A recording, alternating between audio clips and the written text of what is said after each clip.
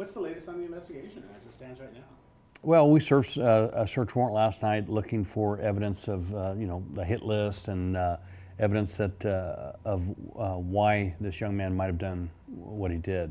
Generally in law enforcement, we're not concerned with motive, but in this particular case, motive is important to us because we want to try and prevent this from happening again. So we have re-interviewed him today, and we're very comfortable that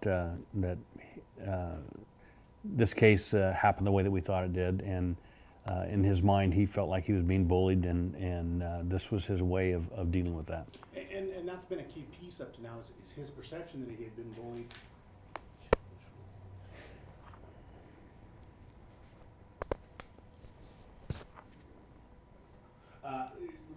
His perception that he had been bullied, to the best you can tell, was he actually bullied?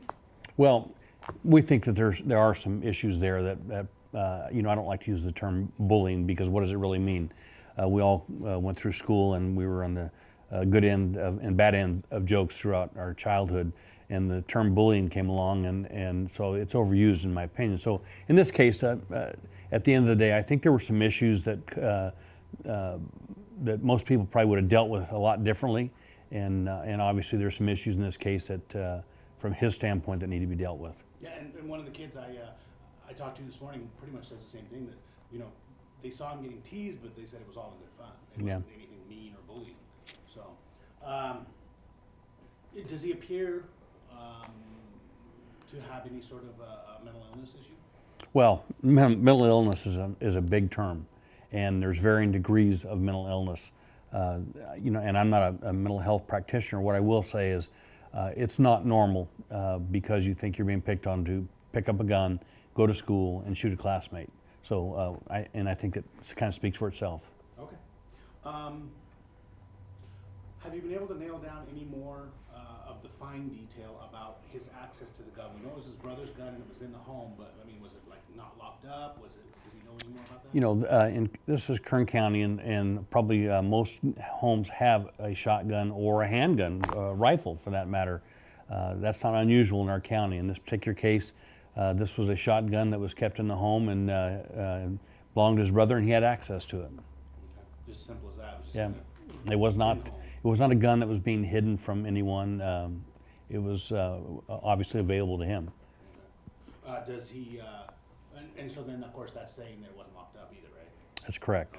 Okay. And so then, could that gun owner face any problems, any charges for that? We don't anticipate that the parents are going to be facing any charges. Again, this is Kern County, and if we went to had everybody raise their hand that had a shotgun that was loose in their house, we'd have to build 10 more jails because that's just kind of what we do in Kern County. Right. Now I wanted to clarify this. There was some confusion about last year. We had heard that there was an SRO last year, but from what I'm being told, though, Taft hadn't taken over the SRO until this school year. So was it a deputy who was on campus last year? Yes. And did that deputy have any contact with this kid? None that I'm aware of, and we're researching that. But I have no evidence that we had any negative contact with this young man. Okay, and so then that takes care of the rumors we heard yesterday about that he had a hit list last year and got suspended for it. I have no information on that still at this point. You understand what is a hit list to one person is 3 people's names or 2 people's name to somebody else. So. The term hit list, if it's a true hit list, in my opinion, needs to say that I'm going to kill somebody and here's who they are.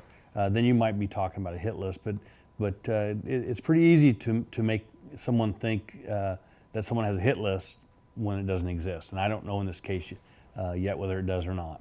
Okay. Let's see. Oh, this is a curious question that someone came up with in our office. During the time that the teacher was talking to him and trying to calm him down, did he reload? Not that I'm aware of. Okay, so and again, just to clarify, it was a deputy who was in the school last year, who was stationed in the school last year. That is correct. And now it's a police officer. Yeah, and I think it was July or August the PD took over the contract. Oh, I know that Ray had already communicated this on the phone, but if we could just get it on camera, what are the charges at the moment? He is charged with 2 counts of attempt murder and 1 count of assault with a deadly weapon. And of course, I'm familiar with those charges on the adult level, but he's still a juvenile. So Well, how much time he can serve, does that change? He's arrested on those charges. The district attorney will decide what he will be prosecuted on, which may be a different. There could be more charges added, and there could be charges taken off. Depends on the prosecution. But juveniles are done differently than adults. This will be a petition through the juvenile court, and there are just some differences that because they're not treated like adults. And I'm not. I've only been living in California about 2 years, so I'm not really familiar with all the state laws here. Is it a case where if he is charged as a juvenile, where he would just serve up to 18 and then be released, or? A judge can sentence him to the time that they think is appropriate, and I can't tell you what that is because every case is different, and it's not our job in law enforcement to sentence. Right. We once we make the arrest and present it to the DA, then it's or the juvenile court, it's theirs. Oh, and I think this is something else Ray had said earlier, but it's anticipated that the sheriff's office report will go to the DA on Monday. I would suspect first of next week we'll be finished with the investigation and get over for the DA. Yes. And this was something Todd wanted me to ask because he wasn't sure how it worked. What is the law about how long you could hold a juvenile without formal charges? Oh, I don't think that's if it's any different than adult. I'm not sure. Okay. You might want to ask juvenile probation or juvenile hall how long someone can be held without a charge. But you can't just lock people up, adult or juvenile, and say, "Well, I'll charge you when I get ready." There are time limits, to have that petition go forward or released. At the adult level, what are the time limits? Do you know? I think it's 48 hours, 72 hours, 48. unless it's a weekend. And But weekends don't count. yeah, 48 Okay, so work you've day. got time even now. So if he was booked last night, I would think it would be Sometime Monday. Monday afternoon. Correct. He would have to be arraigned. But if I'm not even sure if the same laws apply to juveniles as adults. Yeah, I think- and I'm not either. It's not a question I've been asked before, Yeah. but And just so you know, we had also asked that DA that question too, but we're still In waiting most for an answer. juvenile cases, the juveniles are released to their parents before a petition is even filed, but that wouldn't be the case in this case. Let's see. Oh, and of course, you recommend charges to the DA, and the DA decides. Are you also recommending that he be charged as an adult? we investigate a case, we write a report, and we submit it to the district attorney. We're not recommending anything. We've arrested on this particular case 2 counts of attempt murder, 1 count assault with a deadly weapon. That's not a recommendation on our part. That's a lawful arrest for those charges. Now the next level will be the DA to review those reports and decide what's prosecutable. Okay. And of course, the determination between juvenile and adult, that'll all be in their court. It will be. Okay. Oh, and how long will it be until, I know it's not going to be anything that happens right away, but how long do we think it'll be until the surveillance tape and the 911 tapes are released? The 911 tapes, we listen to them, and there are several juveniles' names that are on there reporting. They name the suspect, and so we've decided not to release those because of the names of the juveniles, and it's not really lawful for us to release those names, so we're not going to release the tapes. Okay. And the surveillance tape, that probably will be held until after the prosecution and everything. The surveillance tape is part of the investigation. It obviously will surface. I'm not sure when, if at all, that we will release it. We'll look at that probably today and see if it's really something that the public needs to see. Okay. And do we know if any of the homes between the shooter's home and the school had security cameras and live captures? None that I've heard of. I think we got it. Well, we're talking a lot today. I know the other reporters are focusing on this about the teacher and the supervisor. I mean, what you said quite a bit yesterday, but what more can be said about what they did yesterday? Yeah, sometimes, I wasn't in the room, so I don't know exactly what was said. In talking to the teacher, he didn't even know how many rounds were fired, so I'm sure that he doesn't recall exactly his entire conversation because it's a surreal moment in someone's life. If you work in law enforcement, you'll experience those occasionally, and when it happens to a victim, you understand it, that they truly don't remember a lot of things. But it's not just what they say; it's how they act. You know,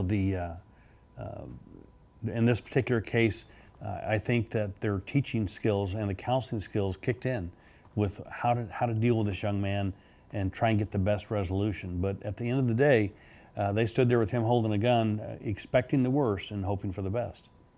Amazing, still amazing in my mind.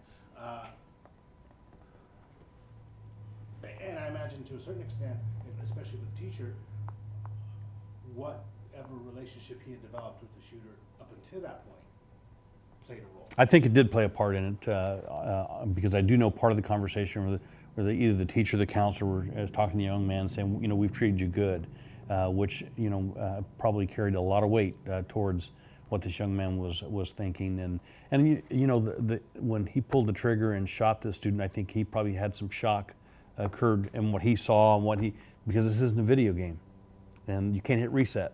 And I think reality started setting in with what he had done. And I talked to some students who said he had played some violent video games, and you know, when something like this happens, that part always comes up. What would you like to say about that, about violent video games? You know,